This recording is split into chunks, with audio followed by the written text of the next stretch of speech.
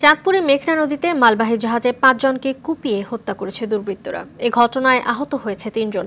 বিষয়টি নিশ্চিত করেছেন চাঁদপুরের নৌ পুলিশ সুপার সৈয়দ মুশফিকুর রহমান। তিনি জানান, চাঁদপুরের নৌ সীমানার মেঘনা নদীতে নোঙর করা এমভি আলবাখিরা লাইটার জাহাজের বিভিন্ন স্টাফ রুমে মরদেহ পড়ে আছে। ধারণা করা হচ্ছে ডাকাত দলের হামলায় তাদের মৃত্যু হয়েছে। এ ঘটনায় নৌ পুলিশ ও কোস্টগার্ডের একাধিক টিম ঘটনাস্থলের দিকে রওনা দিয়েছে।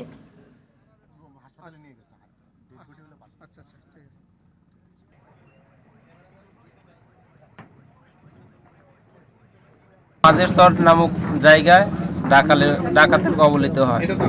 ডাকাত জাহাজে উঠে অনেক মারধর করে, ৫ জনকে জায়গায় মেরে ফেলায়, আর ৩ জন নিয়ে হসপিটালে গেছে। আমরা বিএসএফে যোগাযোগ করতেছি। শোনার পরে মাঝের চর জাহাজ অ্যাঙ্কার করে ট্রলার নিয়ে ওদের গায়ে আসে দেখি ৩ জনকে নিয়ে হসপিটালে যাচ্ছে এবং ৫ জন জাহাজে মৃতদেহ আছে। এ বিষয়ে আরো জানাতে চাঁদপুর থেকে আমাদের সঙ্গে সরাসরি যুক্ত হচ্ছেন সহকর্মী শরীফ চৌধুরী।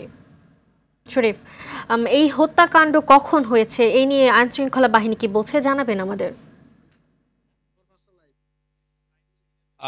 মালিহা, আপনি যেমনটি বলছিলেন, আসলে গতকাল রাতে চট্টগ্রাম থেকে এমভি বাকারা ইউরিয়া সার নিয়ে সিরাজগঞ্জে উদ্দেশ্যে রওনা হওয়ার কথা।